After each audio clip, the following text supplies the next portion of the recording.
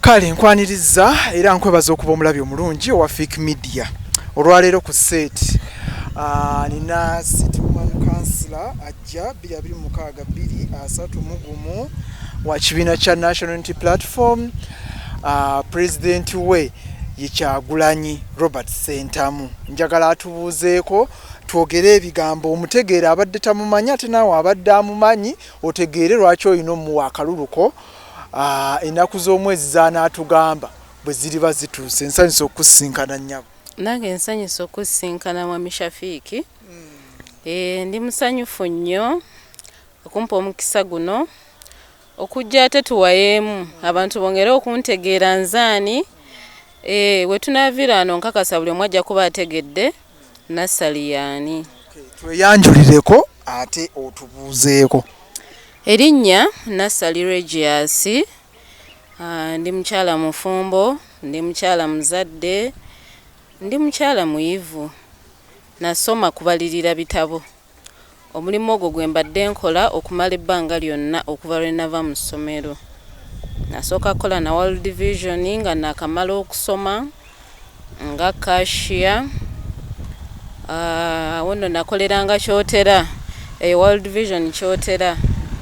Then bwe navaayo nafuna omulimu ku Masaka Parents Secondary School gye mbadde nkoleranga bbaasa mpaka okutwala olwaleero nga yenze senior bbaasa ku ssomero eryo.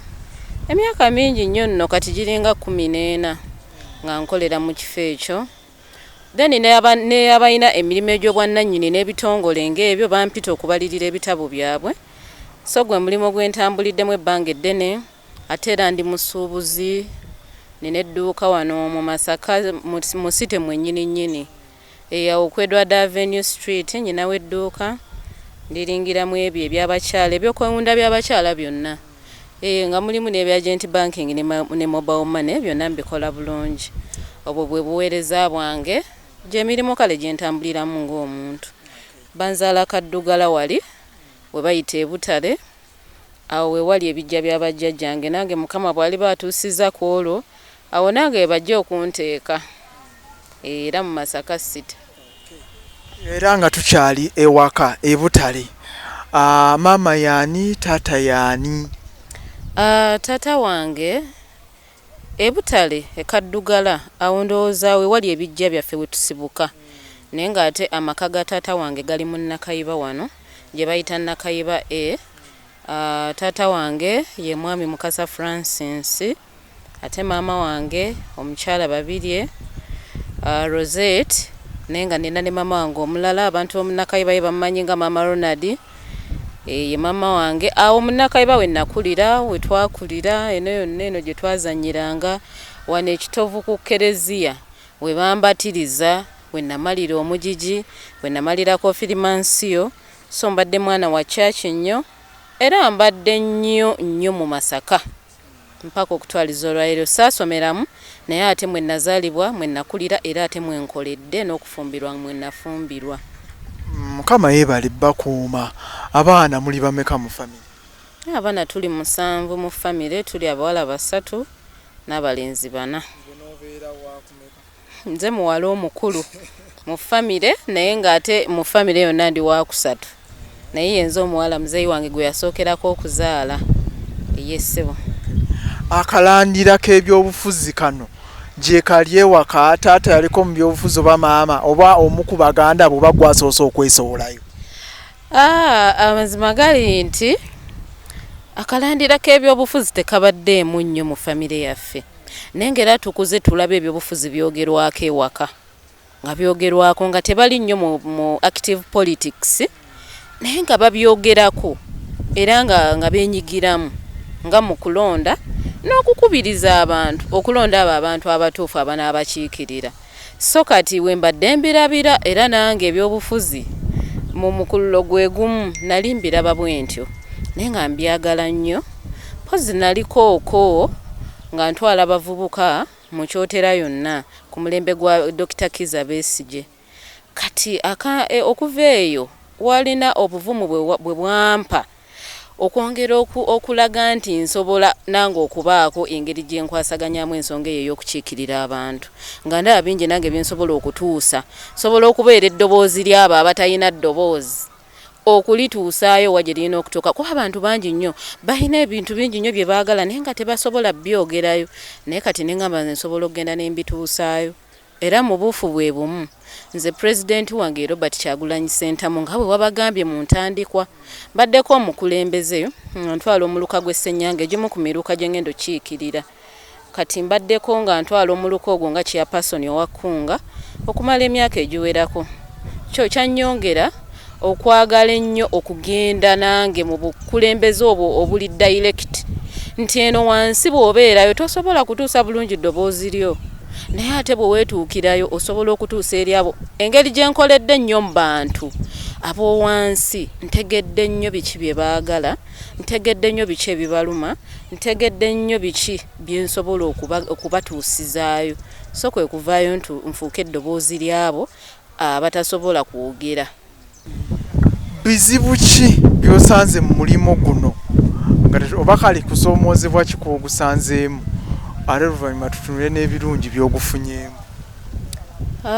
Nga bw'omanyi nti mu kutambula eby'emirimu ebyaddala tebibeera byangu nno yadde n'akamu tubaddewo nga tukola naye obuzibu buli mu bazadde baffe nti abazadde baffe buli lw'obeera mu ofiisi ebanja balina ekifaananyi kye bakutwaliramu ekirala buli lw'ogezaako okubalaga nti balina osasule bagezaako okuteekawo embeera abamu bakooyaamu naye nga bw'obimanyi nti oba wabisoma byonna ng'omanyi n'engeri y'okuhandolinga ogezaako okubihandolinga ate bingi nti tuli mu baana bakulumukko abaana abo nabo basumbuwamukko abakulu abamu balya school fees abazadde nga tebamanyi bo babeesiga nnyo balowooza abaana baffe ffe tebasobola kulya fees omwana n'alya fees webale nnyo balowooza abakulu babawa ssente zitwale mu banka n'atazitwala zitwale mu banka n'afoojinga bank slip n'agikuleetera nga ne stamp y'ebbanka yagikola agirina nga balina obubinja obwo kitegeera kati ebyo byonna tuzze tubitambuliramu bafoojinga ebintu byonna ebya ssente abaana nga bo bamanyi nti tebaagala kusasula abamu babeetinga ebintu bwe bityo naye nga bo bimanyi kuba bakulu naye ffe ebyo byonna tuba tubisuubira era ne tumanya n'engeri y'okubihandolinga mbu oba n'omulimu buli ewali ekizibu era enkeera okeera kunoonya solution. Kati abasinga mubakoze batya mubayisaamu embooka ez'amangu mubawa expulsion suspend? When it comes to school fees obayita n'oyita ne muzadde we ne mukihandolinga mu office mu ngeri bw'etyo ey'okwogerezeganya muzadde n'ategeera omwana we gw'alina nti tagenda kuddamu kumukwasa ssente kuba abamu bwe babakwasa ssente bafuuka kirala naye kati tukihandolingamu embeera nti omuzadde omuyita tetubatwala ku poliisi tomuwa expulsion kubeera bw'onoomuwa expulsion oba tomuyambye kuba buli ogamba nti omuwa expulsion awo baate oba omusindika kubeera waka ate abazadde jjukira banyiigira nnyo abaana bwe bati gwe bagobye ku ssomero tayagala kumuzzaayo ku ssomero agamba ogwana gwayonooneka dde ogwo nze siina geweyongerayo ogwana ng'amuleka ate kati gwe w'essomero oba tomuyambe naye nga bw'oyita omuzadde ne mubyogerako era ne mukkaanya mu buntu n'ogamba nedda tumuleke olulala toddamu mukwasa ssente either wesitulo zireete wano oba zitwale mu banka oba ziteeke ku school pay naye abazadde baba bazibu omugamba ssente ziteeke ku school pay nakugaye tamanyi bikozesa kati afundikira omwana azimuwadde ne bazikola ebyo ebintu bwe bityo naye nga options zibeerawo eza banka eza school pay naye afundikira amuwadde cash era ne bafundikira nga baziridde so kati bwe bityo. Waliwo challenge endala etaliyo? Okusinga nnyo awo. Before you joined Masaka Parents, eri ewala gye wasooka okukola mu bitongole, which challenge gye wagira gye wafuna? Sijja kulimba World Vision safu nayo challenge n'emu. Bwakya buki nenvaayo kubanga nali nina waliwo ekitongole ekyali kimpise ng'akasente ke bampa kasingako okimanyi buli kaseera ffe tuba tunoonya wasinga ne World Vision yate wadde mwampeerera naye temulina kye muŋŋamba. Kasente ka World Vision tekaali kabi naye ate bwe nafuna ewasingako ne ŋŋamba nedda kaŋŋende eno kati eyo kye nafunayo mu Black kwali kubanja bakyala bali abakyala tebabanje kasente ozimuwa mu mirembe naye bwe bituuka okubanja awo kuba kusika mugwana kwagala kuleeta poliisi omubanja oyimiridde kati yo saayagala kgendayo nnyo olw'ensonga nti buli owalowoozanga ogenda ositule poliisi ogitwalire omukyala akaabya amaziga n'akuba n'amavi ku ttaka ng'akugamba munnange obusente omusajja yabulya munnaaye obusente omusajja yakola bw'ati munnaaye mu butuufu abamu baba balimba naye ng'owulira ennaku muli ku mutima n'ogaaba naye nedda mu butuufu nalaba ogwo omulimu gwankaluubirira bukyanga ntandika kukola gwe mulimu gwali gumpadde stress ng'obulwa n'otulo n'obulwa n'otuzza otw'okunywa n'ogaaba nange nedda sekankubadde ekyo kankireke. Tunulira ebirungi kaakati ebyaddala ebirungi bye bingi kubanga buli lw'okola ng'ofunayo akasente tewali kisinga ekyo. Mulimo gwange ngukoledde naddala ogw'ebintu ebyo ebyokubalirira ebitabo okoledde ebbanga ddene era ebirungi byenfunyemu bingi nnyo gwe kyoba omanya.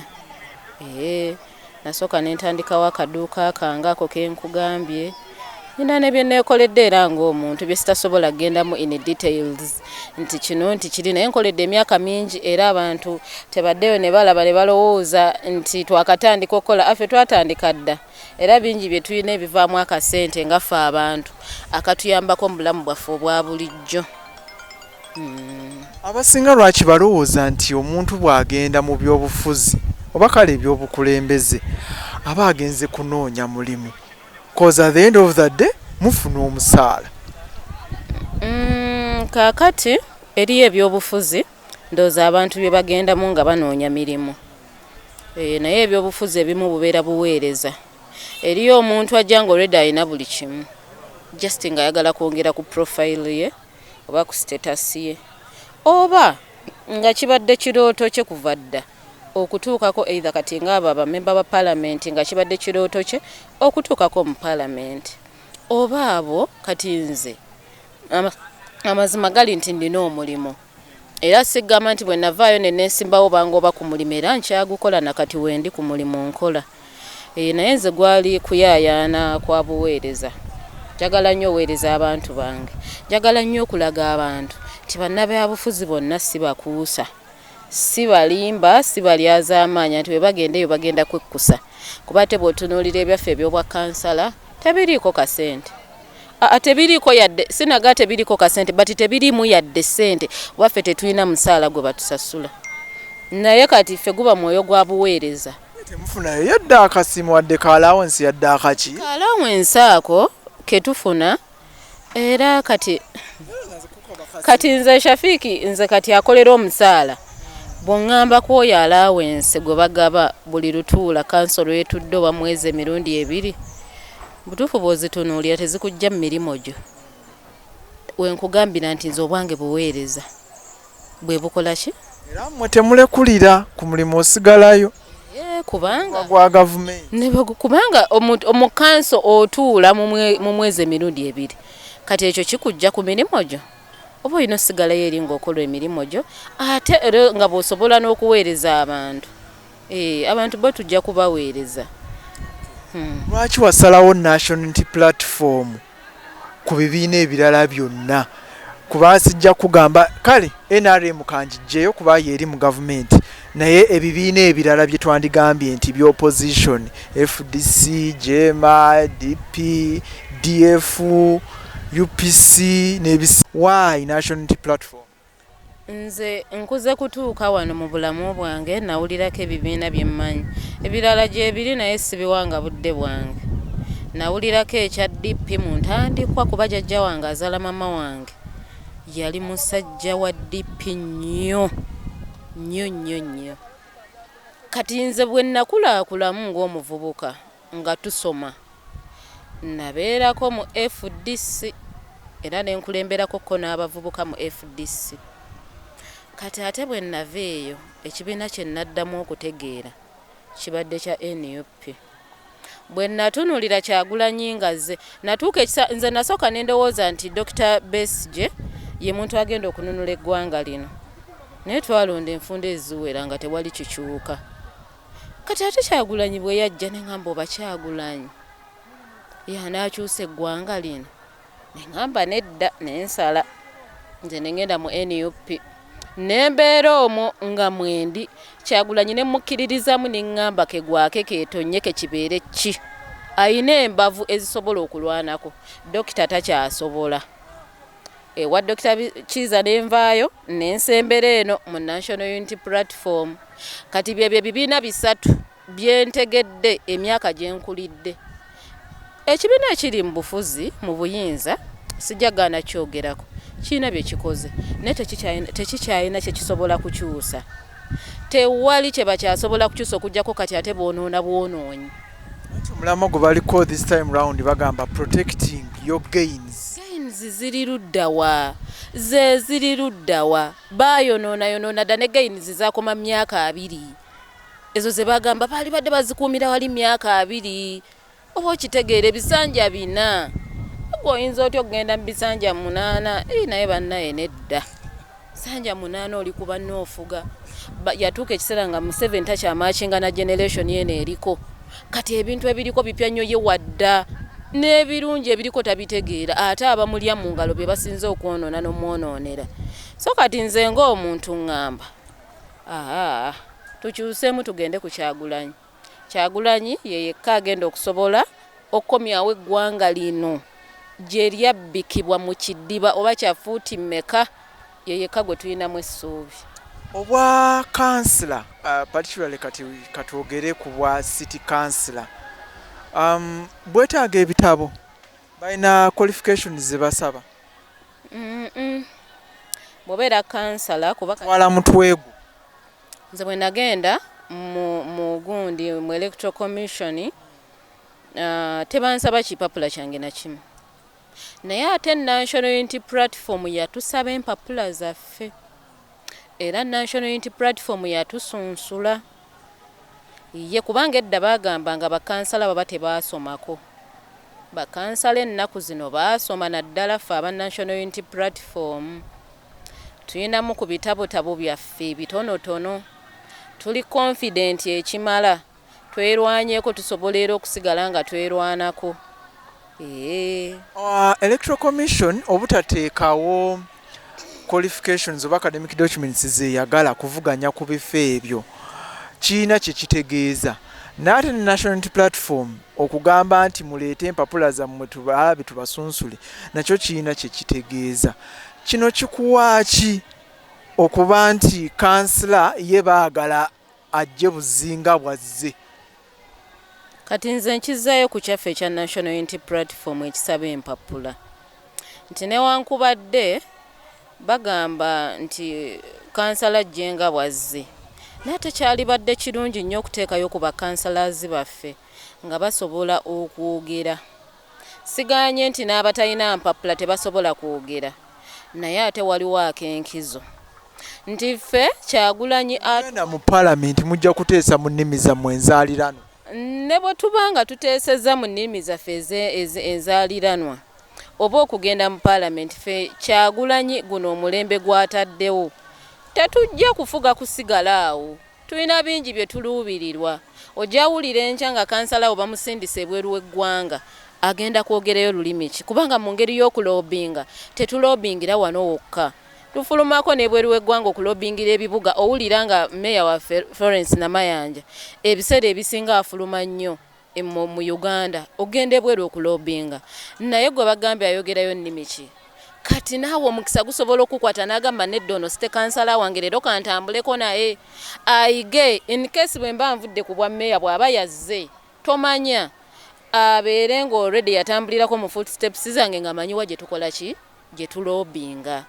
So kaakati nze ndowooza kyalibadde kirungi nnyo okubeera nga tulinawo ku bitabo ebitonotono ffe bakansala ate era si musango okubeera nga tebalina oli asobola okuba n'obuweereza nga buli mu ye nga tebuli mu bitabo nga oli asobola okuvayo n'aweereza bulungi oba yasoma oba teyasoma ate n'asinga n'abaasoma.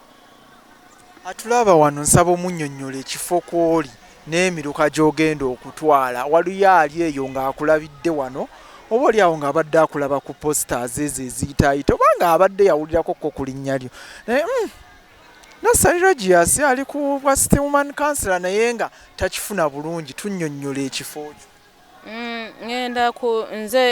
ngenda ku bwa City Woman Council. Nze kansala omukyala agenda okukiikirira kye bayita Nnyendo Mukungwe A. Nnyendo Mukungwe A n'emiruka 2 naye nga giba 3. Ekigifuula 3 Nnyendo luli gwali muluka gumu ne kati baagutulamu emirundi egyo 2. Nnyendo A ne Nnyendo B. Then kuliko ne Ssenyange gye emiruka 3. Atulaba ndowooza otegedde. Teri kwebuuza akadde bwe katuukanga omukyala wuuno otegedde gw'olina okulonda.